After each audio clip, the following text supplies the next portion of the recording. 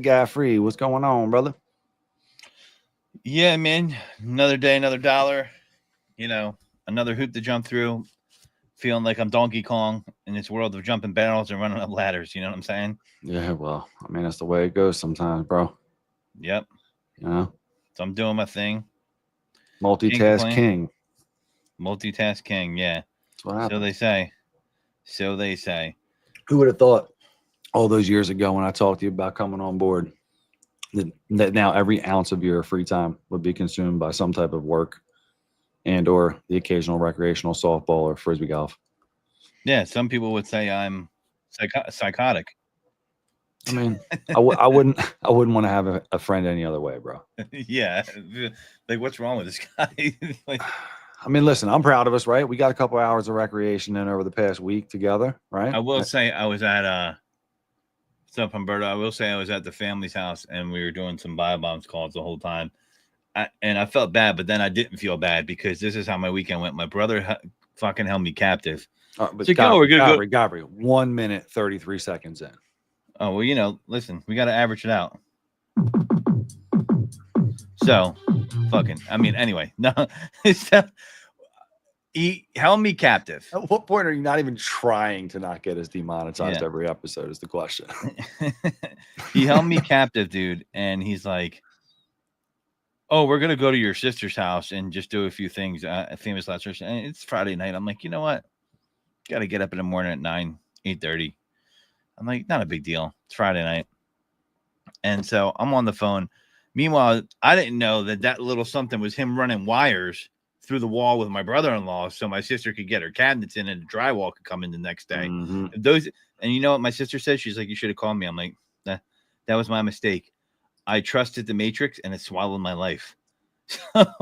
But I was out back, on a bio bombs call and whatever, doing all this and all that. So whatever it was, and then I truly gave up on life and ate Wawa pizza that night at like 2 in the morning.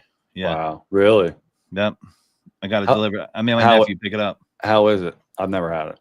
It's not that bad. It's all right. Is it doable for 2 o'clock in the morning? Yes, for sure. I mean, listen, it's above. Really that's what it's looking for. It's above a frozen pizza in the oven. Okay. I mean, listen, I would argue a frozen pizza late night sometimes is the best choice too. So if you're telling me it's better than that, that's what's up. Speaking of the best choice, man, I tried these like Oldie Pop sodas out. They're only 45 calories. Yeah. Some of the flavors are kind of, I don't know, like they say root beer. I'm like, kind of tastes like lacquer, but this one is orange squeeze. And I heard the orange is pretty good. I'm not much of a soda guy, but I heard the orange is pretty good. Yeah, it's only 45 calories. A lot of the natural flavors in it, so you don't got all that nasty other crap in it. And it's got probiotics in it. Man, you're bringing tears to my plant fiber. Right, well, I thought soda's always been delicious but bad for you, but there are a few sodas where like I would trade my life in just for a couple, just for one every now and then. The Mexican Coke, you can't front on the Mexican Coke out of the bottle. It's delicious. It's the only Coke you can go with. And Birch beer, Pennsylvania Dutch. For those of you who don't know about it, on the West Coast, I will put that up against any root beer out there. I'm telling you. Pennsylvania Dutch Birch is fire, bro. Yeah. The yellow can. Yeah. See, look at me. You got me talking about high fructose corn syrup. Yo. It's good. Look how full circle we've gone. Mm-hmm. See how I'm grown. That kind of looks like birch beer in your hand right there. Nah, unsweetened iced tea is the choice tonight for anybody who's curious. Well, how about Doritos? Yeah, listen.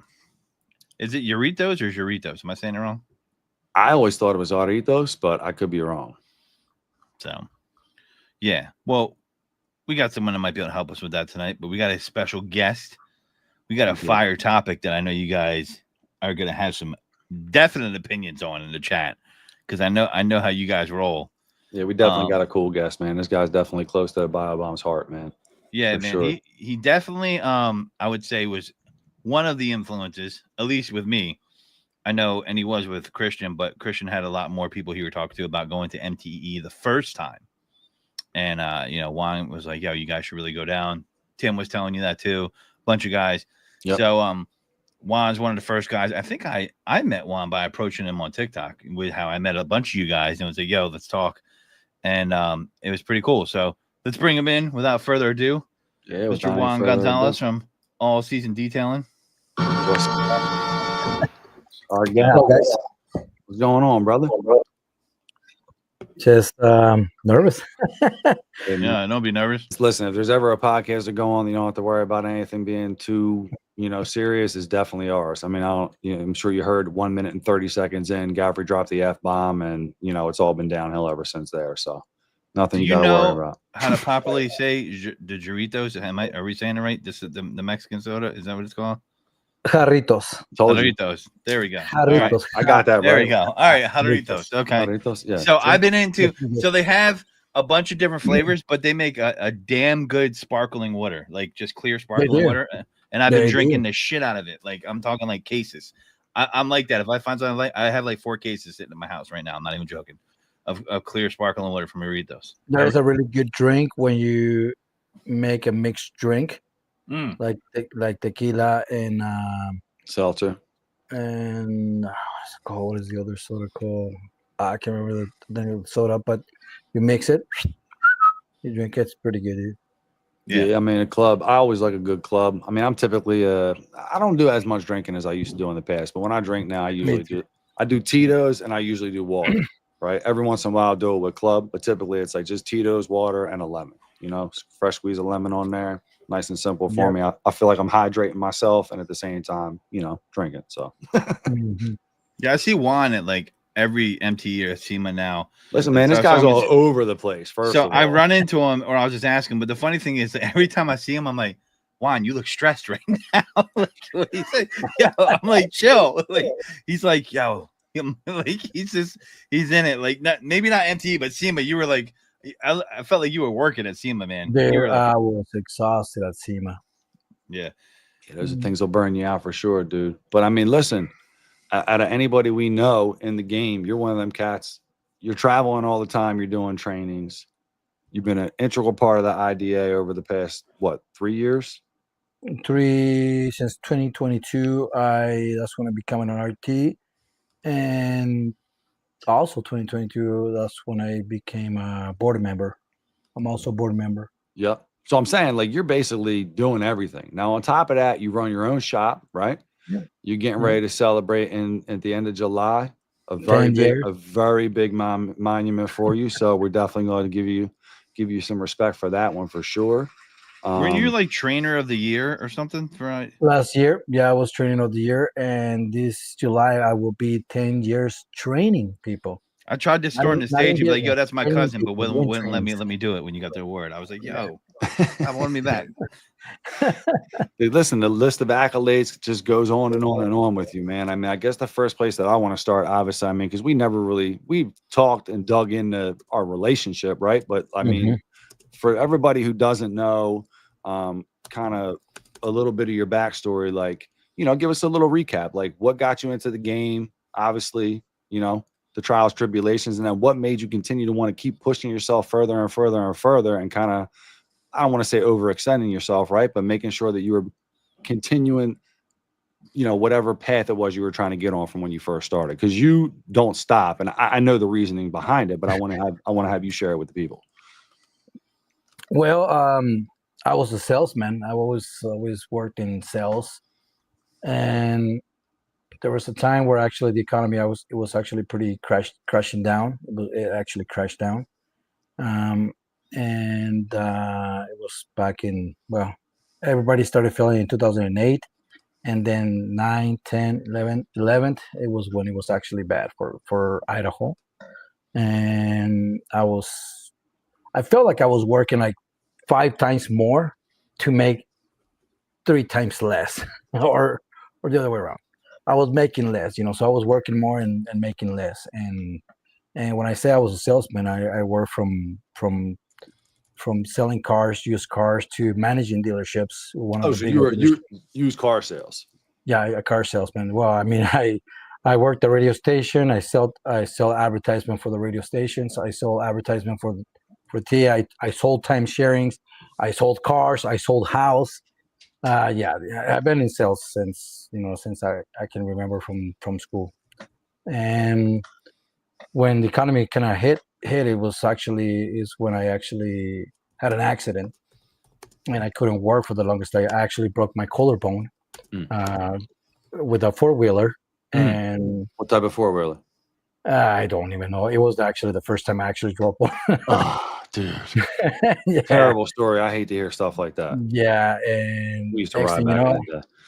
yeah, next thing you know, I was without work for almost half a year. Because actually my bone was actually sticking out, and then so they had to take surgery. So it was in pieces. So I have a big metal piece in here. So if anybody wants to punch me, they can punch me right here. It's okay. Yeah. When they come up from behind, they hit you with one of these. That's not the side to get you on. Nice. Break So your yeah, hand. so I actually find myself, with foreclosure, and was about to lose my house. All from the accident, basically. Yeah, from the action after that, I couldn't work. There was nobody wanted to give me a job anymore because obviously, the sales job was bad. So I couldn't work anymore, and so I couldn't pay my house. I couldn't pay, my bills. I couldn't pay anything. I was really in the bottom of the bottom, and there was one light that actually. It was one time, and I like to, say this story because it's actually it motivates me. And sometimes I want to cry, so forgive me if I stop for a minute because I really don't like. I don't like to cry. Hey man, listen, you're a man, but I want to let you know it's Men's Health Month. You know what I mean? So you're in a safe space with us, man. So Any yeah, ladies. so there was one time that I actually started looking for a job, and then I was hungry, and I wanted to eat a sandwich or a hamburger or something. Across the street from the bank, there was this, place where they sell sandwiches, and I really wanted to eat some, but I knew I didn't have any money, so I actually went to the credit union that I actually banked at, that that I had supposedly have my account, and I walked in there knowing that I didn't have any money. And I still say, I might by accident, who knows, I might have like $5 to buy that burger, right? And I asked the lady, is like, do I have any money in my account? And she's like, no, Juan, you're actually negative. Negative. I was like, oh, all right, sounds good. And I left. And when I was leaving, she actually stopped me. She said, hey, Juan, do you need a loan? Dude, I don't know why, dude. I mean, I'm not lying to you, dude. I was like, I'm about to lose my house. My credit should be like trash. I mean, it should be bad right now, right? Right. I was like, I don't think I can get approved. And she told me, well, we can actually get you a loan here at the branch for $5,000, and without even going to corporate or something. And I was like, really? Yeah. Like a local. Yeah. She was like, do you still work at the same place you were working at? I was like, yeah. I'm still working at the same dealership. Right. I wasn't working. Right. Pre 2010, baby. Yeah, that was my first lie, dude. And to God. Yeah. And believe it or not, long story short, she actually gave me. They actually approved me for $5,000. She asked me that question: do you want me to put it in the bank, put it in your account, or you want me to give it to you in cash? And I said, give it to me in cash. I didn't even pay my what I was negative, dude. I don't know why, dude. I just took the money and left, dude. And I went in front of the place, I sat down, bought the sandwich, and I actually started looking at the sandwich, dude. I was like, with this money, I can pay some of my debt, but a month from now, I'm gonna be in the same boat. I can pay this little debt, maybe save my house, but in 3 months, I might be in the same boat. What do I do? It's a hard place to be in, man. It was a hard place, dude. Yeah. And believe it or not, a lot of people that might not, might laugh or shit, but I actually prayed. Dude, and I pray to God and I say, hey, light me up. I know I'm not the greatest guy. That I'm not a great person, Whoa. Hold on. We got to kill all that. I need some help right here. This is what I said, and I said it in different words. And it lights up. I say, you know what? Just open a business. I remember, that moment it clicked me because I actually worked with, I say his name here. His name is Rennie Doyle. I worked with Rennie Doyle back in 2001, and I actually knew how to detail. Well, little bit. And Shout out I to was Ringy. like, you He's a know dude. what? I was like, you know what? I done mobile detailing. There's not a mobile detailer in this area. This is And I before grabbed, the wave, right? I mean, what year was yeah, this? in 2001. That's Okay. when I Oh worked with man. them. Yeah. And You could have been like, so, hello, hello, is there anybody out there? There yeah. was nobody back then, bro. So so here's the thing, man. You know, I grabbed the money. I went to Harbor Freight. I bought some equipment. I bought some pads. I bought some towels. Bought some compound. Believe it or not, they had like some wires compounds there.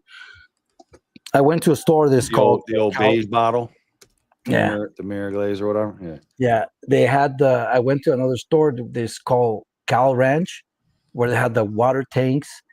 I went to Home Depot and bought a pressure washer and and I started buying all this stuff. And at the same time, I went to this place where they print T-shirts, with your Hmm. logos, right? Hmm. And I asked him, it's like, can you make me so many shirts? And she's like, yeah. What's the logo? I don't know yet, but once I once I get the logo, I'll bring it to you. I registered my business that same day. The guy that actually worked at the bank actually helped me out to register the business. I love that.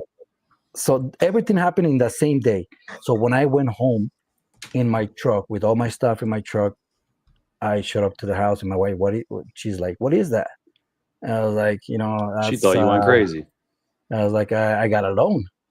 And she's like, where's the money? I was like, You're looking at it. it's all back in the truck. And she's like, Juan, we don't even have money for food and stuff. What are you doing? I was like, if it doesn't work, it's another debt going to the bankruptcy. But if it works, we'll get out of this, bad situation that we're going Hmm. through. Hmm. And I pushed it, and I went door to door. I went to radio station. I went to real estate offices. I went to chiropractic, and start working. More likely doing washes, maintenance. What everybody starts like maintenances, Hmm. wash. I gotta And know, what were you charging when you first started out? Because everybody loves to know that. 2001, we're talking. What were you charging when you first? We're talking I didn't. 01, guys. Talking No, no, 01. no. I'm not gonna lie. I didn't know what to charge. I really didn't have time to talk to other detailers. I really didn't have time to actually start analyzing the market. I just knew I needed to work, and I actually started charging $25 just for wash.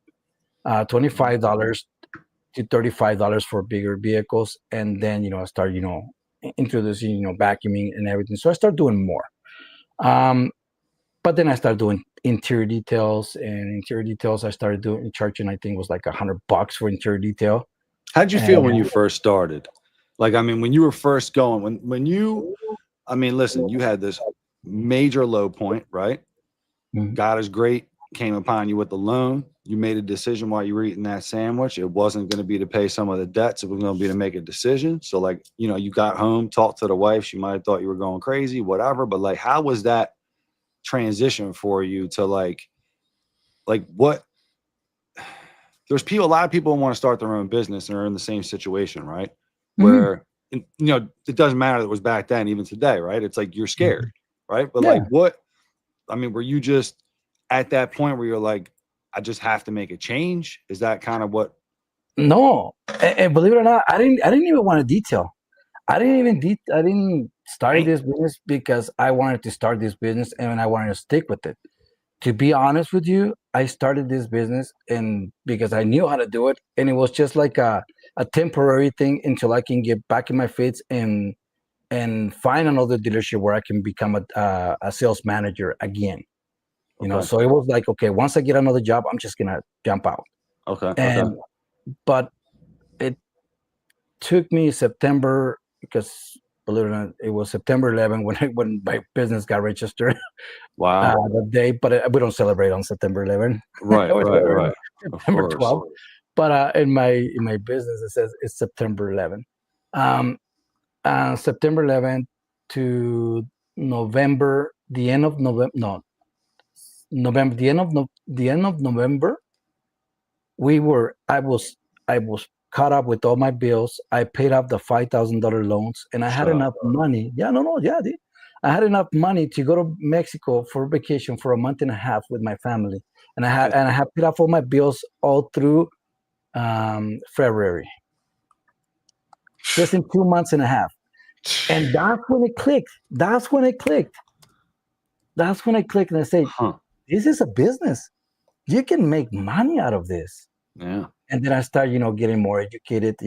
Going to, first of all, like everybody else, going to YouTube, going to Facebook forums, because back then that's all you had. That's what it was. Yeah. But then I started, going to, like, I wanted to go like local trainings or trainings, and I started, going to different trainings, because I was like, the more I learn, the more I can learn, the more I can be better. I had one thing that I think it was my success, is that I knew how to sell. And I always said that, like, I sell to anyone. It's like, I can sell ice to an Eskimo. Mm-hmm. I can, because Salt I to a believe slug, in me. baby. Because I Yeah. believe in me. If whatever you put me in front of me, if I have to sell it, I will sell it. Because you have to be confident in whatever you do. So I 100%. am very confident in what in when it comes to sales. So I started, getting, trainings and trainings and trainings and trainings and trainings, and yeah, and all of a sudden it just, it went out of it. Look It at was you. fun. Listen. I still don't like the detailing, gotta be honest, but I found this, this business, this opening, the better experience that I lived, that put me in this path. I don't regret it, dude. I'm glad this happened. If I have to go back in time and do it all over again, dude, I think this is the great path, because it actually humbled me down to be a better human than I was when I was selling cars. And with that attitude, I started seeing a lot. As I was going to trainings, I started seeing there was not enough trainings. Well, there was a lot of trainings, but none of them were in Spanish. So I knew that there's had to be guys, out there. They want to get, training Spanish. And there was the one moment where at the rack company, Rupes showed up there, and they had a training, and this guy went to that training, and he had his neighbor's daughter. His neighbor's daughter. She was probably like 6 years old or 5 years old. I can't remember. She was translating everything the guy from Rupes was saying to the guy. Mm. And I stepped in and I say, dude, let me help you out. So whatever the guy Rupes was doing in one side, I was actually helping him out on the other side. Mm. Kind of so they didn't interrupt the class, but at the same time, kind of helping out. It wasn't the type of like, oh, I want to show off that I can be a teacher. No, I really wanted to help that guy, because I knew he really needed help. He needed So to connect and couldn't connect the same way that you would be able to connect with them, as opposed to, say, a younger person. Yeah, so that's why we started, I started doing that. And the next thing you know, boom, it just went from there. Rupes, well, actually, they gave me my first machine. It was the 21. They actually like, hey, Juan, do you have all the tools? Like, I'm only missing like 2 of them. Which one are you missing? The 21. Well, here, you can do more training. And that's when everything started. Well, 2015, that's when I started doing trainings. Yeah, you've been rocking and rolling ever since, bro. Every time I talk to you, you're going somewhere else. And I joined, I think, the IDA in 2015 too. That's when I joined the IDA in 2015. Now that makes me want to 2015. No, get a little party thing. So I wanted to ask you this question as people saw the title of the show, and we talked about this beforehand. I've known Juan for a while. I feel like it's been forever in this space. It hasn't been a while, but it's been at least, I don't know, it's 2 years now, year and a half, 2 years, right? Yeah, a little bit over 2 years now. And and I didn't really know what the IDA is coming in, and I'm not here to pitch you guys the IDA, but when I bring up the name, it's incendiary sometimes. But Mm-hmm. I love that we have Juan on here to talk about this because he's the perfect person to answer this question. So what I hear from guys, they'll be like, listen, the IDA is just a patch. They'll talk about it like a ASE patch for a mechanic or something like that. And I want you to tell me, because I know you're going to feel differently than that, why you think that's different. Because I know in your heart of hearts you feel differently about that. So no, and quite frankly, I have every time I do a training, they always ask me this question, and I guess I don't want to sound like a preacher or trying to convince them to become an IDA. I just tell them my story. I tell them, I'm going to tell you why I joined the IDA. I'm not going to try to convince you. I'm going to tell you why I became an IDA member since 2015, and I'm still a member. And so, what I to your audience right now, I'm going to tell them, yeah, it was this that I want to be in there. I wanted a patch, hand to God. I want to be part of a group that had the same ideas and beliefs of education like me. Mm-hmm. So my heart wasn't because I wanted to show off that I was better than someone. I just want to be a part of something. And in human nature, We're pack animals, bro. we're pets. We have 100%. pets. Yep. We're pack animals. 100%. You go to school, and you have the people that they're dressed in black, all black. Like Dracula guys. You have the cholos, you have the rockers. I mean, I don't know, but you always identify in certain groups, and that's what it was for me. I wanted to be part of a group, to be honest. I went. It means a lot to be. I mean, to somebody who's starting out, right? I mean, there's a lot of education in the IDA. Yes. So period. I'm going there. So I started like that. That was the only intention why I wanted to become an IDA. The minute that I took that test, because I went to San Diego, the minute that I took that training test, it changed my mind. I was like, holy crap. And it probably doesn't click to everybody, but it clicked to me as a business owner. I took that test, and I didn't know a lot of things. There was a lot of things that I was discovering. There was a lot of things that I didn't know. And there was a lot of things that I could use to benefit my business, to better serve my customers. And better serving my customers always has been a priority to succeed and to be the better detailer in my area. So I saw the opportunity of like, oh my God, the IDA is not just a badge, bro. It's actually something that I can take advantage. But hear me out. The IDA, when I did a test and I learned, and then when I started, taking advantage of all the benefits of the membership, I start seeing the webinars, and I start seeing webinars from people that I admire and people I didn't even know. They were in other parts of the world.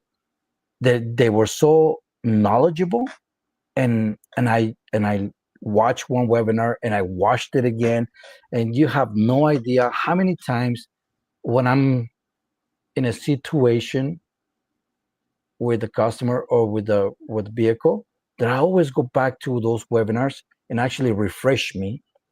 My memory is like, oh, this is what I should say, or this is what I should do. I mean, nothing sinks in 100%. So by being a member, you have extremely a lot of webinars. And I know a lot of people that are against it. I'm not trying to convince them. And I know there's a lot of people that are in disbelief, and they're going to say this, well, you can find the same things in YouTube. Yes, you can. And I guarantee you there's a lot of guys in YouTube that can give you a lot of good information.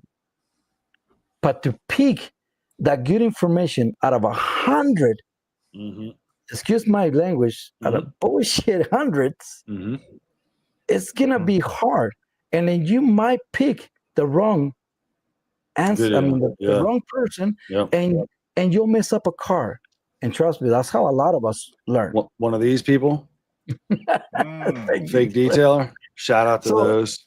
You yeah, guys know so who you it's are. not bad, it's and yes, when they say, oh, you're paying a lot of money for to be part of the IDA, well, you're paying a subscription, plain simple, okay?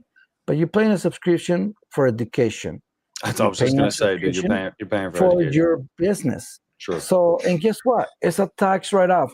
So if you're not really, if you're doing it just for a hobby, maybe it'll help you out to grow out your hobby and to bring into a business, because it did to me. If you're doing it for a business, I mean, you spend more money in products that you never try because you bought it and you know it didn't work because somebody else told you to use it and it didn't work. And so just use it wisely. I mean, you're still gonna tax right off, right? It's just money. Absolutely. You know what I think? I well, I think mean- low key. I think some people have a hard time being in a group setting because it's going to humble them, right? They don't like to be humbled. They don't like to be corrected, and sometimes they want to learn on their own, and they don't want anybody to see the mistakes they're making. I think in a group you get humbled. I've been in unions before, not the Man, same thing, how- but how same hum- down. How humbling are all the group chats everybody's in? If you're in a Yeah. group chat with your boys, Oh yeah, you get humbled real quick, and then Woods crashes out all the time. He's like, yo, All- he leaves. people form new group chats. I come back in 2 hours later. I'm like, what happened here? I get hot, man. Yeah, but I mean, I've been in unions with guys, and they're like, man, I don't even need to be here. I'm like, well, why are you here then? Like, do you feel like you know what I'm saying? Like, and there's a value to being in a group. There's value to being able to call someone up because before Discord, and things like that, a lot of people use that to gain knowledge, or TikTok Live or things of that nature. You had to call someone up, right? And you had to have that brotherhood and trust that guy was steering you the right way because that even if he made a mistake and he's trying to steer you the right way, he's gonna like, listen, I messed up here. Let's do this differently. And there's a lot of value to that. So I do think that, having a group like that is great. Me personally, I always find it fascinating when people, because I hear people like, oh man, union, IDA, this and that, when it's a group of people, I'm like, yeah, I'm always fascinated by that. But I feel like a lot of times those same individuals, if they get into that group, they melt right in. And it's a network for one. Two, there's a plethora of information available through the IDA when you sign up and you join. And the mentorship you get from guys in the game like Juan. I mean, look at all the doors that open up for him, dude. I mean, this guy literally, every time I talk to him, he's doing another traveling, another training somewhere, right? I mean, every time I talk to you, you call me, and most of the time it's like, yo, I'm about to get on a plane. You ever hear of Where in the World is Carmen We talk Sandiego? every couple of weeks. This guy's on a plane every other couple of weeks. I'm like, yo, I feel bad that you're going through all these travel delays and all the nonsense with the airports and layovers and all that stuff right now or whatever, because this dude's on a plane all the time. You ever hear where in the world is Carmen Sandiego? Well, now the new version is Where in the World is Juan Gonzalez? Yeah. No doubt. We should come up with a little cartoon. Colombia to Mexico to Idaho to Florida, all over the place, Yeah. So, It's fun. by the way, guys, there'll be some Godfrey the Detailer's new episodes coming out. I hear from Spotless. She's in the chat. Don't put any pressure on her. Don't put any pressure on her. You know what I mean? No, I mean, and to say and be honest, and I gotta be honest with everyone, it's like to say as a board member to tell you that everything in the IDA is perfect, I will be lying to you. There is things that we can fix, but you know what? We're a group of people that actually donate our times to make things better, for this industry. And do we know it all? No.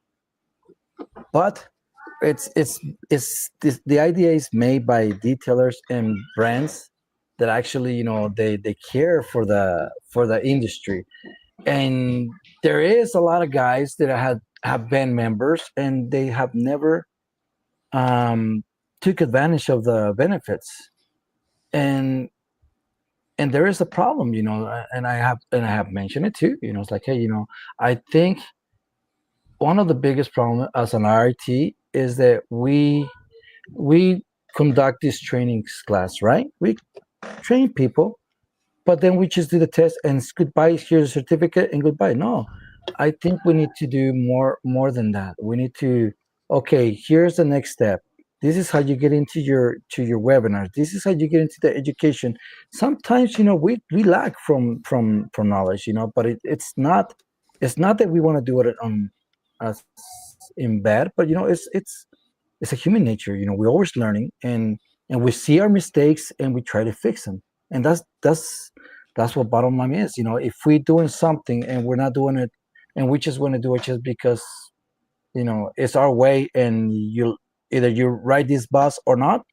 No, it's No, man. it's it's it's it's an industry that we every member, every member, every committee, every board committee, and every board member of the board, we're always looking for the benefit of someone else, not ours.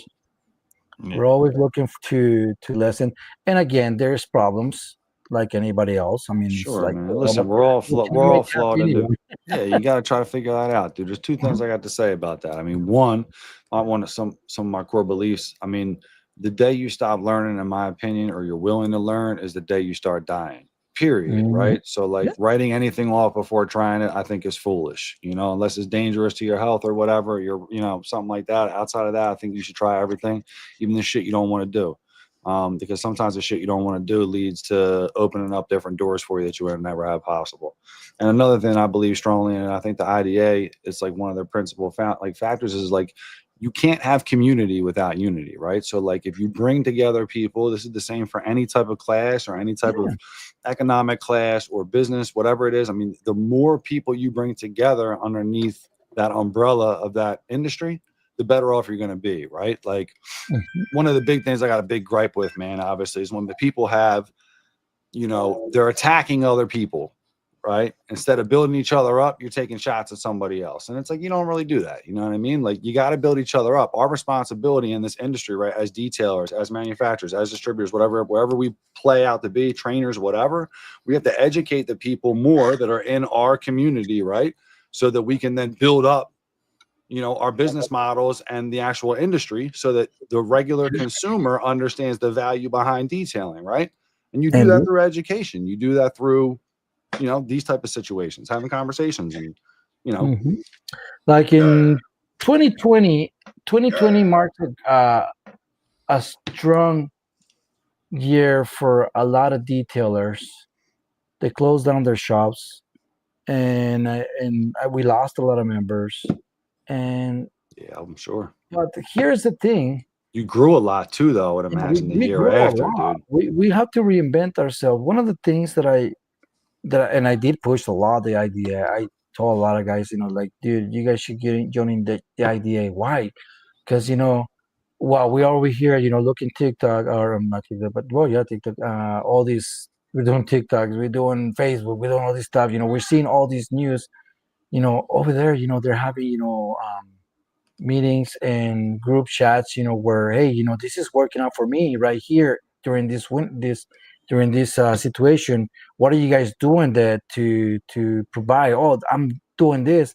So we start getting a lot of great ideas, and for some of us, and I want to say the most of us that were in those chat groups in the IDA, I want to say that 90% of us that were in there, COVID time, it was the Rock, most profitable time rocking and rolling, bro. because we actually learn to adapt and Yeah, man. to renovate, ourselves, Yeah, man. and we did it united. I didn't Dude, do when it by when myself. when COVID hit, dude, you had two choices. It was either adapt or die, man. Evolve or Yeah. die. In the words of the late, Mhm. not the late Aaron. I'm sorry, I didn't mean to speak of your death like that. The Yeah. great Aaron Burkett from Yeah. Phoenix EOD. But ultimately, that's what it What's was, up? man. It was evolve or die, right? Like, we got Yeah. clipped. We do a lot of dealership work, right? So for us, COVID hit. Dealerships actually got shut down. When they got shut down for that short period during that 2-week phase until they were deemed essential or whatnot, we were sitting back at the office. We're like, all right, man, like, what are we going to do here? They're not going to be selling. People are going to be cutting costs left and right, blah, blah, blah. How do we add value? Right. And immediately we got ourselves disinfectant. We started disinfecting the vehicles. We added it. I Mhm. created a flyer, pamphlet, educated all my contacts, reached out to them via email, pitched the sale on them, told them how we were going to add value, keep everybody safe at the dealership while they were working during these tough times, et cetera, et cetera. And at that point, it was like, yo, Chris, as soon as they open back up, all my people call me. We're like, yo, bring the guys back out to the lot. Let's start working. We got to get these cars cleaned up. And then we took it one step further and we made little stickers, right, that said this vehicle's been sanitized, blah, blah, blah, with a little check mark on it. Threw that on the windshield or on the side door of every driver's side door, and the dealerships ate it up, bro. And for that whole time after COVID, right, we were safe. Were we Yeah. doing some bullshit cars during that time? 100%, dude, because it was all these dumpy trades. They're giving everybody money. Like, it was wild. The dealerships couldn't hold on the cars. We're doing non-detailed cars that were just a bomb went off in them things. You know what I mean? And people were coming to the dealership, bro, and they were looking at cars that you couldn't have paid me a couple grand to buy it. I would have never looked at that car before it got detailed. Like, nope, there's no way I'm buying this thing. People were buying them off the lot undetailed, dude. I mean, it was a crazy time during COVID. Yeah. But if you found a way to pivot, right, you were able to adapt and make some money and grow through that. So Yeah, one of the things that I did, you're not doing that by yourself is my point, right? No. Like, if you don't have a Yeah. community during that time and you don't have people, brainstorming, I always call it like day twos, right? Like day ones are family and friends that you know in your whole entire life or whatever. But day twos are people you talk about building things with, making money, taking care of your health, doing smart things. Like, that's the group, right, that you want to be involved in as you start to evolve as a business owner, man. Like, you only move as far as the people around you are going. If you got people that are around you that they're staying stagnant in the water and not pushing themselves to the next level or whatever, you're going to stay right there, man. Or they're going to hate on you and drag you back down with them. Yeah. Speaking of that, I wanted to address this comment. Why do detailers keep going at each other on TikTok? And I like to extend that to product companies as well. Like, what do we get from that? You get nothing, right? And here's the thing about that. I don't care what. I'll give you a quick story.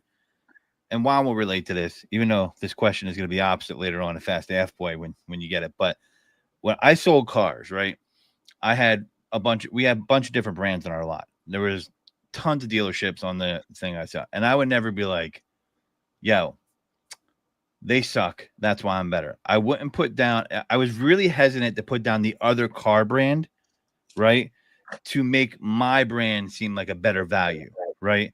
And I just felt like when you do that in anything in life, especially when you're promoting your product, whether it's a detailing product, it's a zero-sum game. It's weak.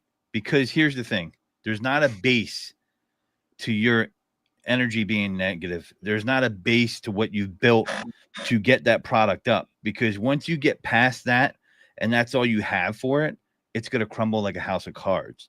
And the thing about that people have to remember is, if you're going to do that to another detailer, another brand, it doesn't make you look strong. It makes you look weak because you're not preaching the value or making them learn the value what you bring.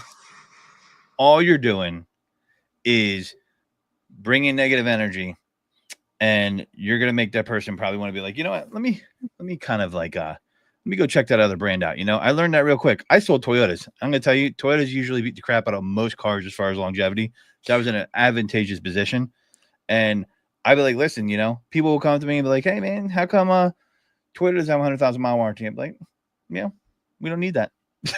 I didn't say Hyundai needed it because because their motors suck. Right. We all know it. I'm sorry, I can say it now, and that was at one of my dealership's brands.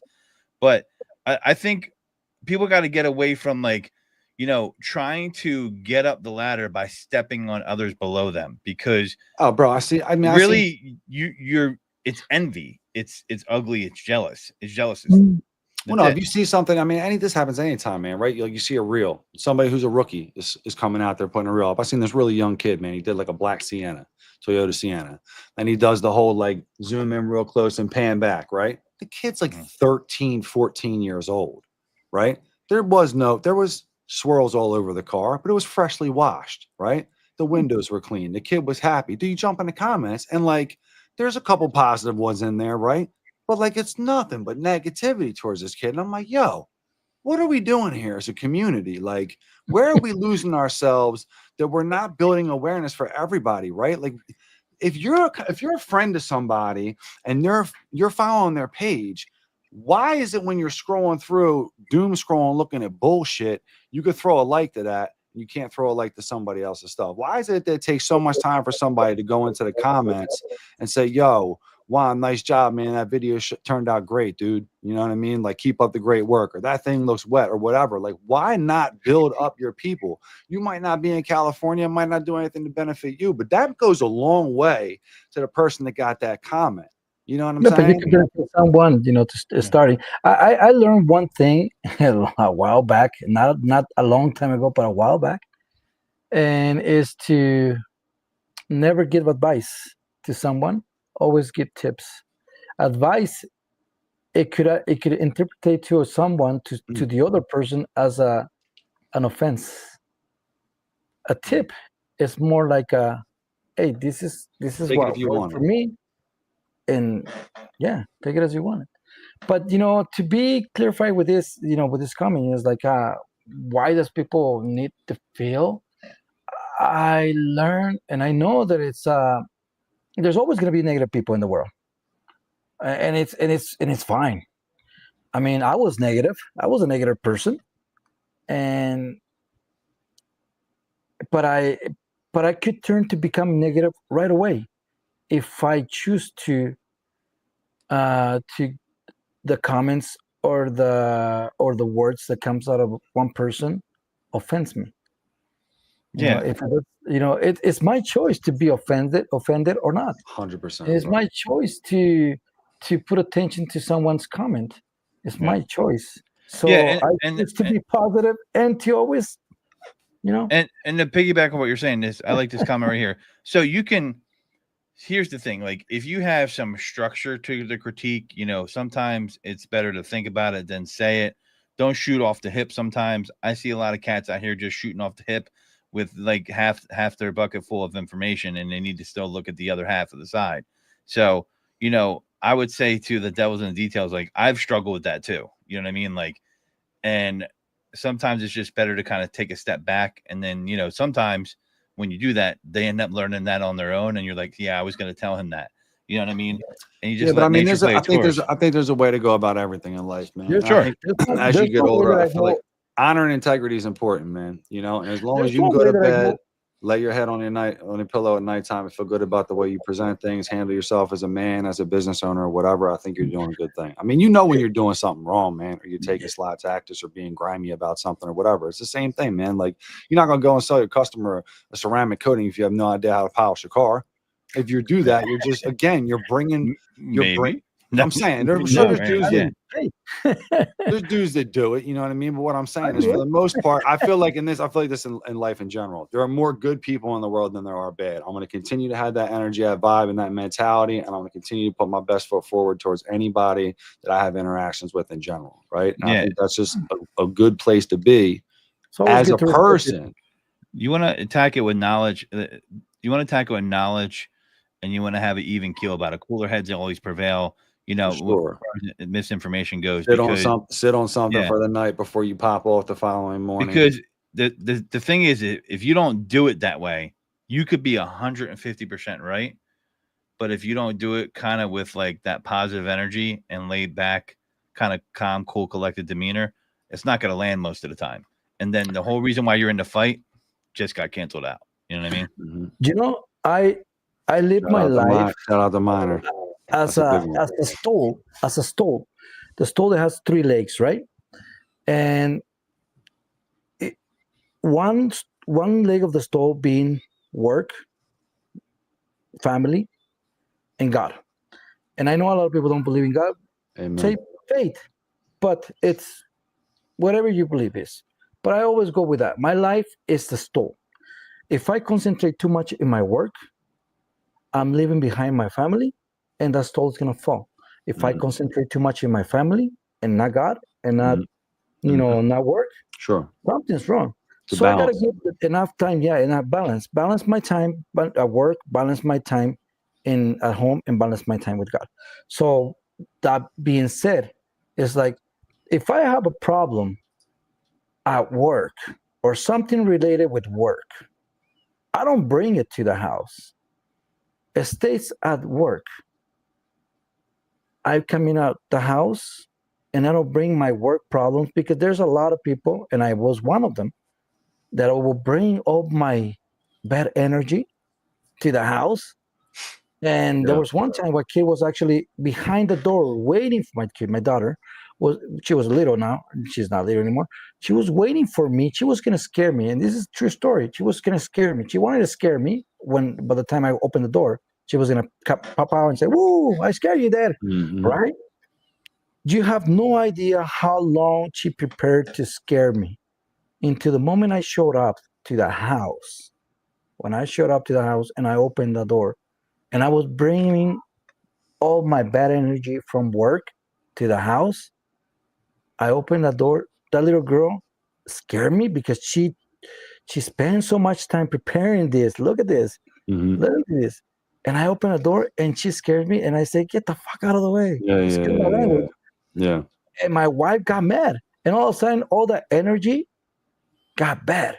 Mhm. And I realized, you know what? That is not good. And same goes to the work. So many people you work with, people, how many times we work with other people and you always joke around, and next thing you know, they come in the morning and they had a fight with their wives, and then all of a sudden they just, whoa, Bro, dude, whoa, bro. slow down, man.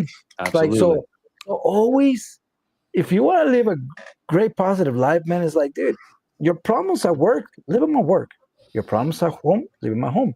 Mhm. And when I say God, I'm not a person that goes to church every time, but I like to fulfill my positive energy with good deeds.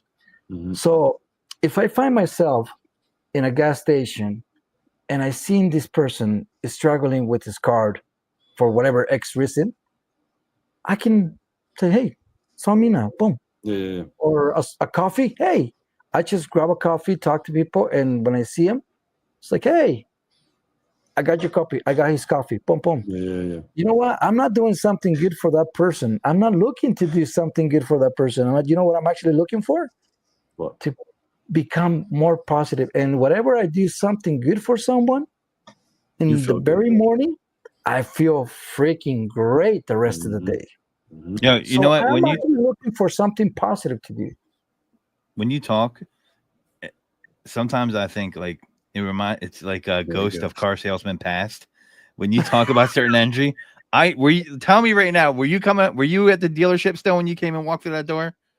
Were you still doing car sales? When I was still doing car sales, what? When of course I was. Yeah, I was. when I you was walked doing through that cars, yeah. door, when I was selling you're like, cars. get the fuck out of the way. Listen, it's like I said, ghost of car salesman's past. I know that energy all too well, having 9 years on the floor. And Yeah. when you were saying that, I was like, I know exactly where this guy was at. Like, I know because I was at a dealership. I was yeah, working man. on Oh, it. nothing can grind you Excuse my harder than language, a sorry. 12-hour You day guys at the can- dealership and you don't get a sale out and you're like, yo, man, you're up against one day before the draw comes. You got to slam dunk it. Mhm.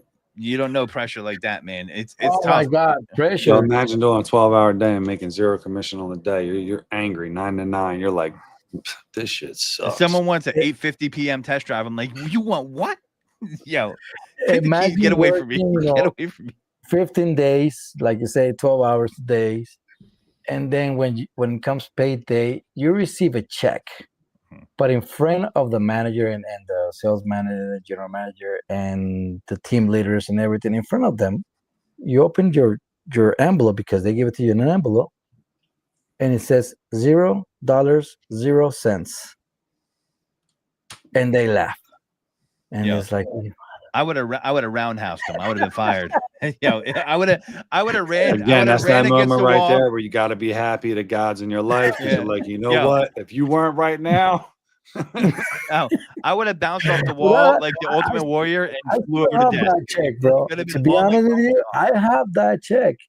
The Yeah, $0. I I'm was sure like, you why do. do you guys even Waste the money to I print might have rolled up that Really? check and beat him with it. Like, I'm not gonna lie. I'd have been like, oh, here's $0 for you right now. Mhm. It would have been a scene out of Goodfellas or something. But Wow, bro. I mean, the thing about it is, I always say about the car business, if you can survive several years on the car sales floor, it is ground zero for a pressure cooker. If you could do that, you can handle almost any pressure 13 situation. years I'm not even joking. car salesman. That's where Yeah. you learn whether or not you can sell or not. I mean, if you're at a dealership or a a high demand sales position like that, man, I mean, even if you don't know what you're doing going in, you'll find that shit inside of you if you got it. You know, the dealership's a rough spot. Same as if you work in a restaurant, man. Anybody who's worked in a restaurant knows. If you're in a restaurant, man, front of the house, back of the house, whatever it is. I mean, front of the house more than the back. Sorry for anybody that's in the back of the house. It usually reps or whatever. But you have that experience when you're talking to people, right? And you're interacting, and you're learning how a customer is. And this person's this way, this person's that way. You know, this person showed up at the table like a grump. My job is to make sure by the time they leave, I have them smiling. Not because I want to make more money off them, but you want to make sure that you give an experience, right? That's something that's going to, as I've gotten older, man, the more I can uplift people, the better I feel about myself. Whether that be because I'm trying to work through things in my past and I want to be a better person, or, you know, whatever the reason is, I feel good, man. You know, you have a conversation with somebody and it goes really well and you hang the phone up and you have that moment where you're like, man, like that was a beautiful interaction. This right here, it's harsh, but it ain't a lie. If you can make it out without a cig or drug addiction, you won. Straight up, bruh. Straight up. The car dealership, yeah, and the restaurant and the restaurant industry. Really? And the restaurant industry. Yeah, straight up. If I could choose, you know, to choose to go back to another job, I would choose, you know, selling cars again. But you know, bro, even though I'm leaving you on that island. I loved it. It was, you know, I don't know. Whoever was a salesman will understand this. It's the fishing game of letting it go, rolling it in, let it go, let it in.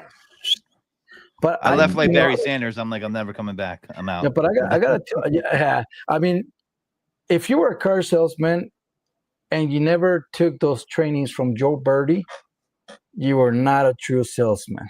Well, it's funny you say that. I didn't, but the guy who trained me took those trainings from Joe Birdie, so I heard all about him. I think he had them on cassette too.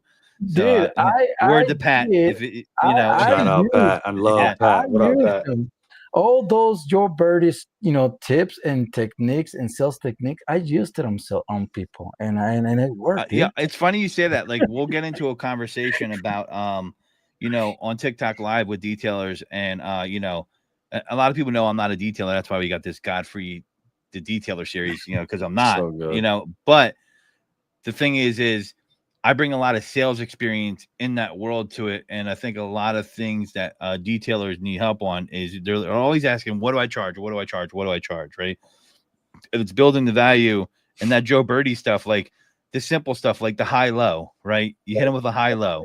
That's it. I love the high low. You can't give someone a low price and go up. So if you're worried about you're not charging enough, charge them, you know, $200-$300 high. Then you could be like, listen, I'll come down, make you a deal. You can't do it the other way, right? It's like sales physics. It's how it works. And that's kind of the stuff, the old school stuff that you pull away from that. Fear of loss, indifference, right? Like I saw someone here talking about that was my negotiation strategy. Man, if you came up to me late at night talking about, yo, you want to make a deal, I would be so indifferent if you bought the car. I wouldn't even, I'd be like, yeah, I got 5 minutes. I got to get out of here. I got a game of GTA to play or something like that, you know, Call of Duty. And the fear of indifference or fear of loss is such a tough weapon against the sales prospect that you're using, because they are shocked that you don't want that sale. They're like, this dude doesn't even care if I buy the car. Sure. You know what I mean? Now, you don't want to come up like a dick. I'm just saying, like, you don't want to sit there pressure them. You be relaxed. And you're like, here's the deal. And the old saying goes, the first who speaks loses, right? So, you know, those Joe Birdie lessons, I mean, I didn't take the classes, but I know I learned it because the guy who trained me taught me. I got some CDs if you still need them. I still have a bunch of them. I got that compact disc for you. But you could apply it to your pricing and your structure and how you sell the customers. Like, you know, I did. If you build value to it. Dude, we tell cats all the time. They'll be like, oh, how much should I charge for an odor removal service? I'm like, yeah, you got to read the room. You know what I mean? If your customer's already tight on a budget or whatever, and you know that you can squeeze them for something, I said, you might only charge $40-$50 for air quality reset service. If somebody got an odor removal issue, you know they have a problem. They need to solve their problem. It's a different situation. Upcharge that, right? Work something in. Start yourself up at $150 or $200 or whatever, but make sure you sell value in what it is you're providing. You can't just have them get rid of the odor for $200. You can say, I'm going to start by wiping down every panel with a specialized cleaner. It's going to deodorize on contact, where they're going to break down surfaces below. The process. Absolutely, dude. But at that point, you're getting value from it. Right. You have to tell them Yeah, we do a lot of I deal with a lot of the inbox too, and I'll build value to a customer for our product with a product that we don't even sell, right? Like I'll talk to people about I'll ask them like, yo, man, are you detailing a car? Like just asking them an extra question. Are you getting rid of odor with that bomb? Did you get an aerator with it? Let me tell you why I need the aerator. Oh, you want to get rid of smoke? Well, do you have a steamer? I I was don't gonna have say, a steamer. how many times have you upsold steamers in the past? We don't even sell steamers. People owe me commissions out here because I'm selling mad steamers. I need to find these dudes at Amazon. I'm McCullough, like, yo, the bro, Prey, I need to be, because the thing is I'm like, listen, and I'm building value in my BioBomb Mini by making them realize they need another tool to kind of extend that value right now, Mhm. and so what my point of bringing it up is, don't be afraid to build value and go higher in your price, right? Because there's some times where they're going to need more from you to get the detail that they're expecting. Don't undercut yourself that way. You know what I mean? Like they want you to do a certain job, they want certain results. Stan's one of my friends. Like he'll tell me all the time, a dude will come in there and he wants a car out of the auction. This guy wants a full interior detail, and it's been through a flood. He's like, I need to take all the seats out. Dude's like, I don't want you to take the seats out. I just want you to do a BioBomb. He's like, I'm not doing it. I'll do a BioBomb for you, but like it's gonna come back. So you need to take the seats out. You need to get the water out, and you need to let me do the BioBomb, right? And that's building value in the step, and then stick it to your price that way. Don't let someone make you do a cheaper job just to keep them happy, because that's not going to be a Never happy gonna be customer at the happy. end. You're gonna be mad. Those customers Yeah. will never ever be happy. The ones, listen, if you don't stand for something, you fall for anything, man. Yeah. Plain and simple. I can't say that enough.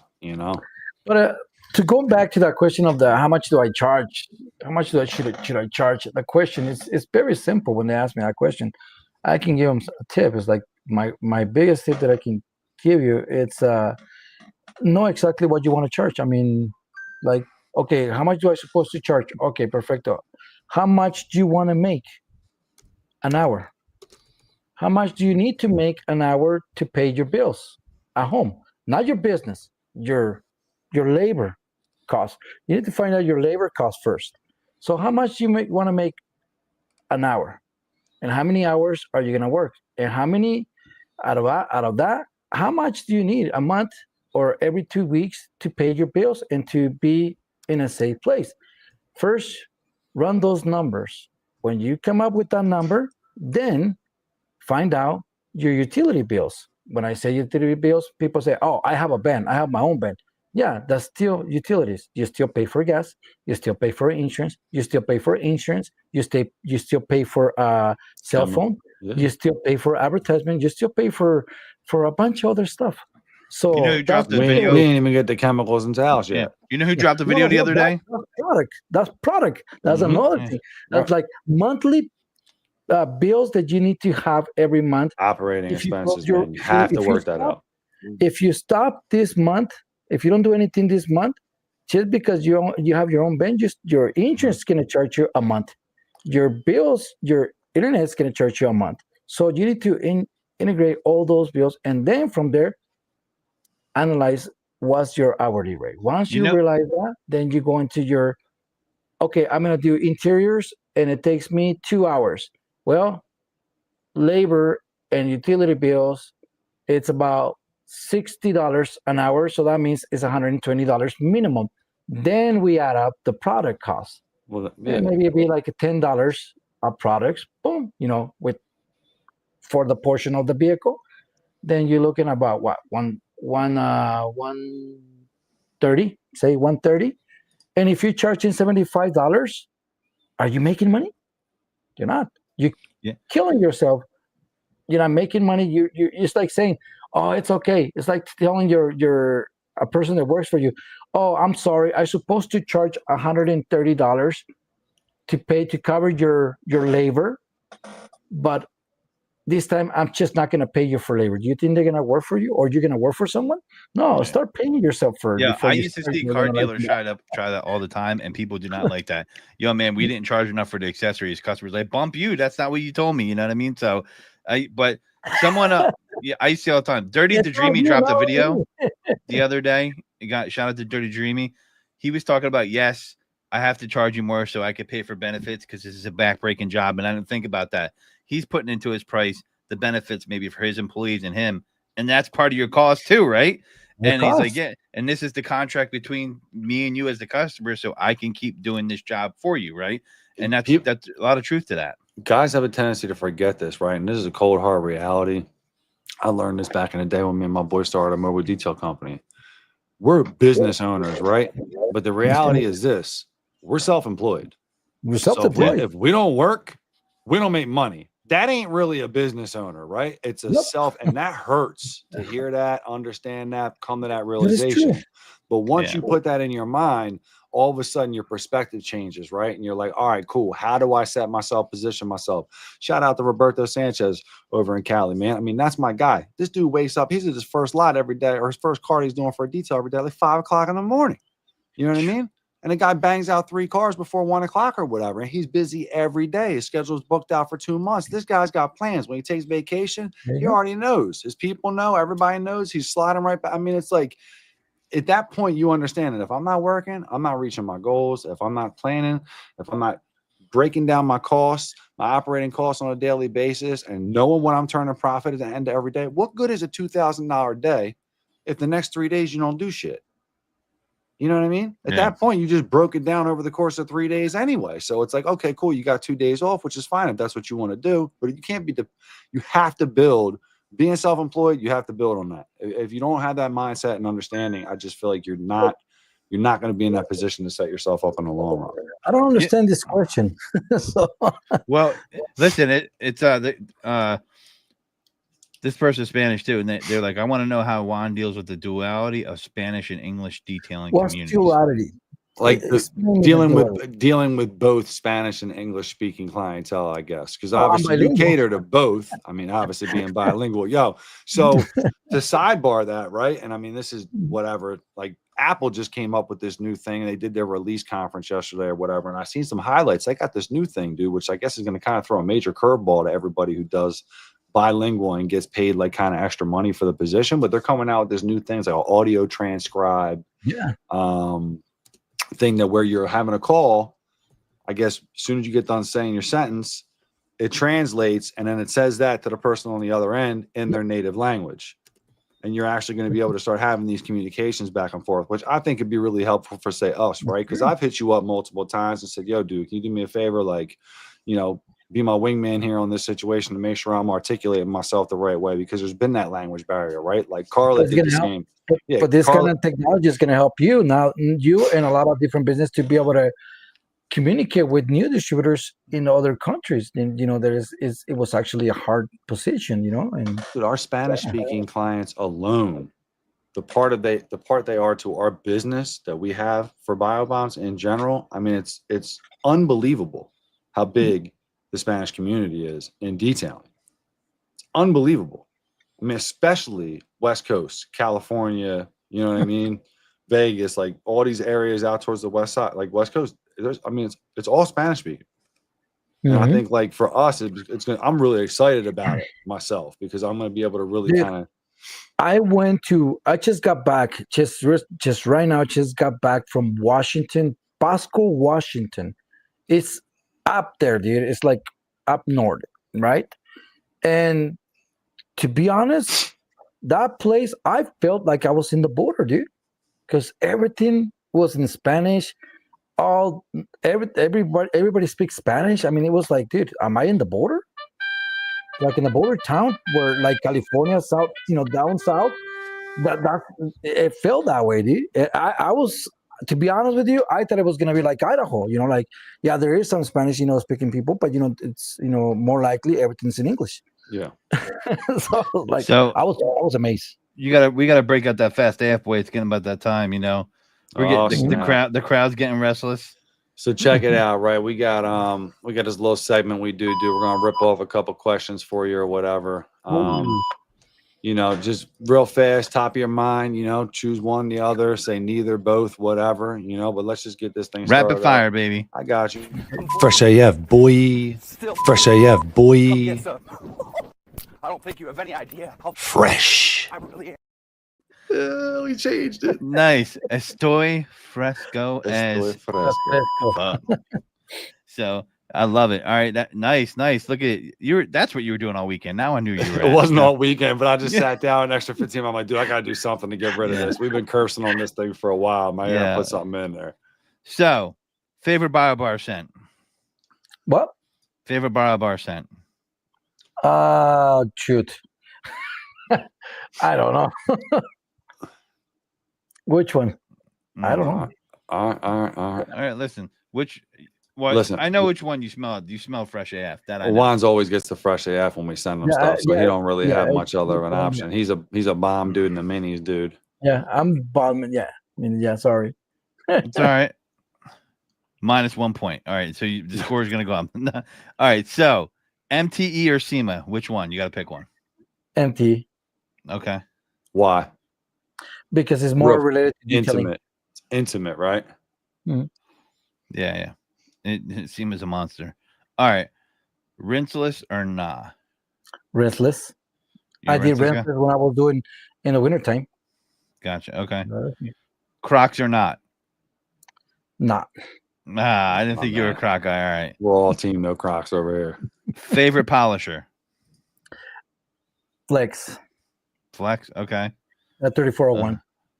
I can respect that. So are you the type of person that will sit in the front of an Uber if there's a you are wow man, you guys are wild animals, man. There's you're telling me if there's a empty back seat you're getting in the front of the Uber? Yes, I don't like to be like my god, guys, the chat needs to rescue me. You guys know man, I'm telling you, Godfrey, it's not this that, is man. strange. We're a different club. Like, I'd rather be like riding with a homie than riding with the chauffeur. Absolutely, bro. I feel the same way. First off, when the dude's got newspapers in the front seat, that means your ass was supposed to be in there. Nah, Godfrey's just mad because I did this shit when we were at SEMA, and he's upset about He'll the go fact through a whole BioBars pitch, and the dude will be like, "K? I don't know habla English, sir." I'm like, "Damn it, Christian!" Like, and he went through the whole pitch. Mad at me. I was sitting in the front all day. Well, I don't care, man. I'm the same way as you. All right. How about worst car to detail? Worst type of car to detail? Palisades. I don't like them. Palisades? Okay. Mm-hmm. All right. Is that because of the carpet? No, carpet on Palisades not bad. No, nice. Okay. No, it's I just don't like those doing it. It's very uncomfortable. What brand car did you sell that you hated the most? Did I sell? That I you sold hated the most? Yeah, there had to be a brand that you're like, as a car sale. The Jeep Wrangler. The Jeep Wrangler? Jeep Wrangler. I didn't like it. So you feel like the Jeep Wrangler is an overrated vehicle, I guess, huh? It is an overrated vehicle. Yeah. If you want to put a brick on the road and drive it down the street, that's exactly what you're I'm still surprised. People are like, I want to test drive the Jeep to come in. Like, wow, it's really loud. I'm like, you think so? It's a movement, man. You got to be willing. I mean, you have to be willing to jump into that pool because that thing down with the rubber duckies. That's all I gotta say. Yo, all right. No rubber duckies, dude. If I got a dope ass Jeep, you would never see me with a rubber ducky. I don't care if somebody made a custom BioBombs rubber ducky. I still wouldn't put that shit in the I just seen those Jeeps, being on the freeways. Like, dude, I just don't know how they're driving that car. It's like so noisy, dude. Even though they make them comfortable, they're not. The nicer package ones, to their credit, are better, but they still ride like a brick. Yeah, they are. Yeah. So you travel a lot, right? I do. Worst airport? Atlanta, Georgia. Atlanta, Georgia. Okay. And you knew that you were like, didn't even think twice about that. Why is it bad? No, because it's like the worst service ever. I mean, you ask someone, they're like, I guess there's a lot of people asking them things, and they just got so used to it, they just ignore you, and it's just pissy. I don't know. They just that chaps my ass. If I'm asking someone a question, and I go, and I'm looking at them, and they just look straight ahead, and I know they heard me, like I'm just translucent. I'm like, yo, that will get me, especially if it's a day. I'm like, nah, I'm like, hello, Georgia. They're not the very friendly, airport. It's not really the very friendly airport. Favorite car? Alfa Romeo. Alfa Romeo. Wow, I didn't expect that one. I didn't see that either. That's a curveball. Which one? Are you talking about? Wait, like the old school one? Okay. No, new one. The new one? Okay. The new ones are dope. I want that car. Yo, Crack had one, man. Godfrey, you never been in it. That joint's fast, dude. They're dope. Yeah. Yeah. I mean, listen, after a certain amount of miles, you gotta get rid of it, but whatever. Yeah. You better lease that. That's all I gotta say. Yeah, that's what we're about to do. Favorite cartoon as a kid? I'm interested. Captain America. Captain Hey, America. All right. That was all OG joint, man. That's back with the original Spider-Man. I got an impromptu question from my Spanish peeps. Tres leches or flan? Tres leches. Okay. That's a correct answer too. I'm with I you believe on that. that's a correct Leches. answer too. Flan's banging, but Tres Leches is all die. Food. Flan is good, but I like tres leches better. See, Minor knows the deal. It's a cake. Food from Idaho that is a must try. Oh, They're good. There gosh. might not be anything, but I don't know. I mean, the baked potato. The Of baked course. potato, bro. The big, but you Of gotta course. come to Idaho And try get a the real baked potato. the Yeah, big, big, like this big, bro. yeah. All right. Well, speaking of fake, the opposite of real, candy corn, yes or no? No, I will go with no. All right, yeah, that's Fair right. enough. We'll let you get away with it. We'll let you come. That brings you back to earth though with some other ones. You know, I'm a fan. He's not a fan. We go through this bullshit. I'll let every you- day, so. I'll let you slide on the the the bar freshener comment because you said the right thing about candy corn. So, ketchup on eggs, yes or no? Yes. Oh, we got another one for Team Ketchup. The crowd goes crazy. Congratulations. crazy. You had two. Well, hold on. No, Hold it's on. one not or two. Ketchup. I gotta put hot sauce and ketchup. If it's only ketchup, no. Yeah, I like that combination. Hey, I I'll like take that combination. I I'll could do take both. that. Spicy mustard's better, or spicy ketchup's better than regular ketchup all day. Mm-hmm.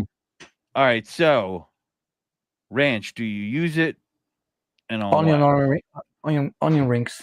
only on wings? Okay. All right. I Onion- can't believe I've been onion asking this rings. question or Onion not. rings. Onion rings. Can't believe I have been asking this question, and we're half the year into these episodes. Are you a flat or a drumstick guy for the wing? Very important question.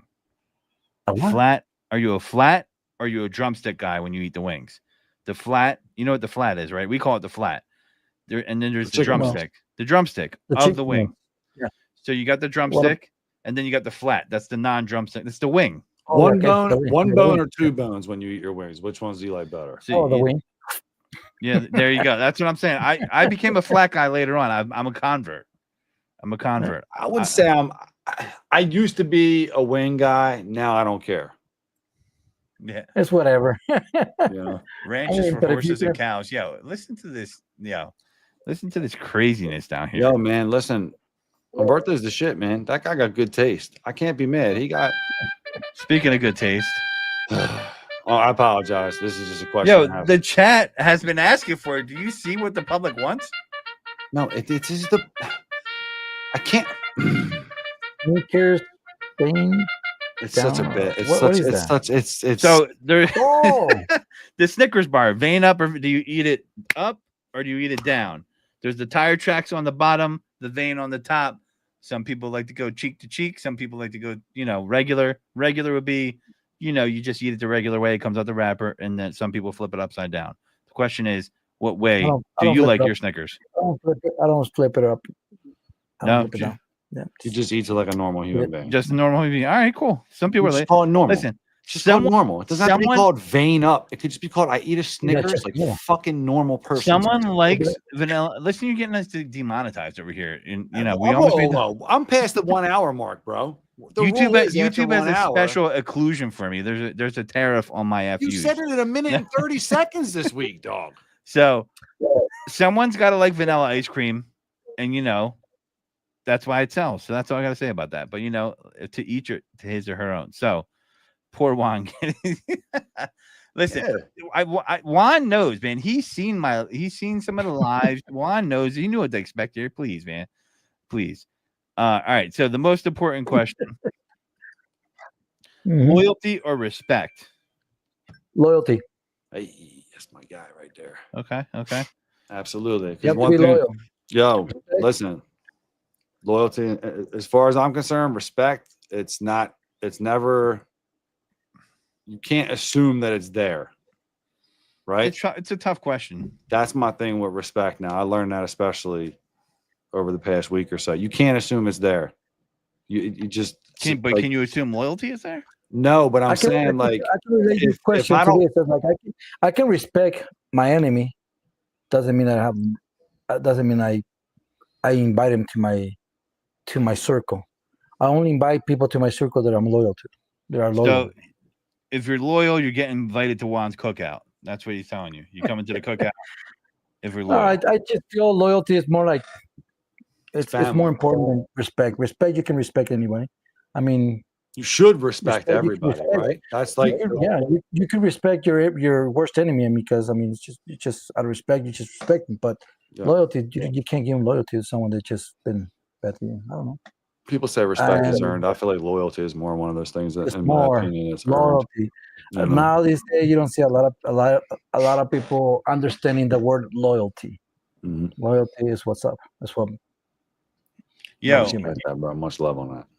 Yo, the devil in the detail is that, this guy has a really great question for you, Christian. And he said, no Snickers, Christian, but how do you like your cage-free avocado toast? So, ba-ding! Yo, listen, I eat the junk still. You know what I mean? I'm just saying, y'all can I hate we're basing the biggest heater question that we have on the podcast is how do you want to have your Snickers, vein up or vein down? When you see about 20 we could do better. when you see about 25 Snickers Armies t-shirts at SEMA, you're gonna feel differently. All right. I'm gonna tell you to go around the corner, man. Yo, keep that shit out of here. Yeah, man. It's gonna be like an army garden booth. I hope someone shows up with like a hat or something and just wings and stuff on it. But man, we'll do a Snickers giveaway. Are you BioBomb certified? Someone said, I don't know, man. Maybe one day someone will be BioBomb certified. But I will say, is he? I am very verified. I feel like Juan. So there's a lot of great Spanish videos out there that are instructional for biobombs.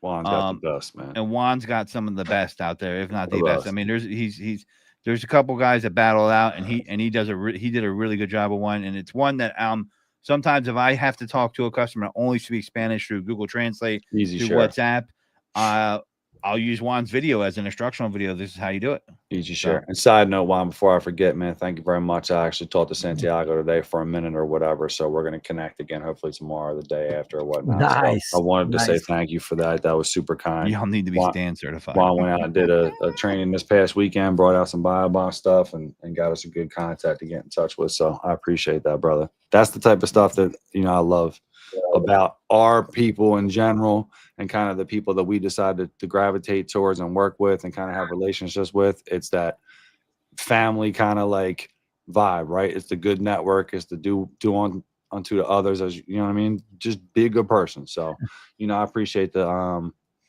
lead, man. That was pretty cool. Seems like a good guy. So that's a great guy. And a lot of people in the training that were interested on getting him. So I was like, I think he's going to become a distributor. So I gave him the number and he's like, yeah.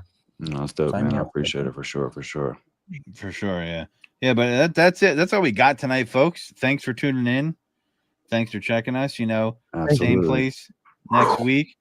Juan's in there. You did all right, Juan. A little nervous. Wasn't that bad? Wasn't that bad, right? Yeah, I wasn't bad.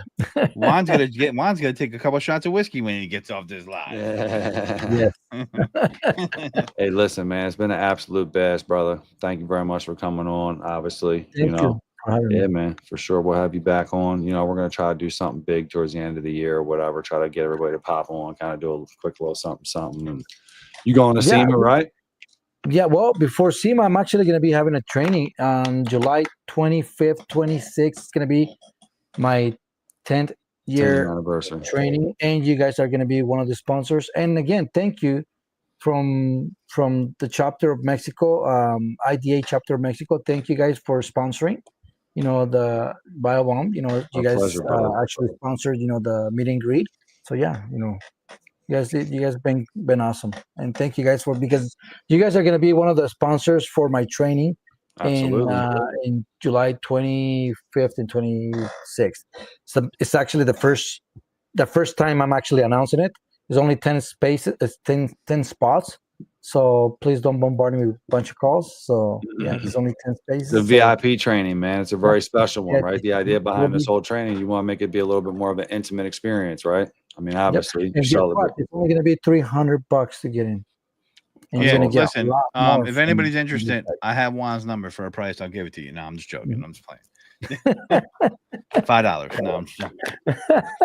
Juan, it's been a blast, dude. Thank you so much for everything you've done, man, over the years to help us out, Thank dude. you. It's been a pleasure getting to know you. And obviously, we really appreciate you coming on the pod, man. Hopefully, we cleared up a little bit of the IDA confusion for people, you know, and people I sure hope so. get a chance to, you know, give him a shot. And obviously, guys, Juan's a great dude. Follow him, All Season Detail or whatever. He's one of them cats. You can send him a DM, dude, and he might not get back to you right away because he's probably traveling on an airplane. But as soon as he takes his phone off of airplane mode, he's the type of cat that'll get right back to you and help you out. So, Juan, we love and appreciate you, brother. Thank you very much to everybody out there in the chat that's still hanging with us. Thank you very much, guys. Have a wonderful evening. Stay fresh, y'all.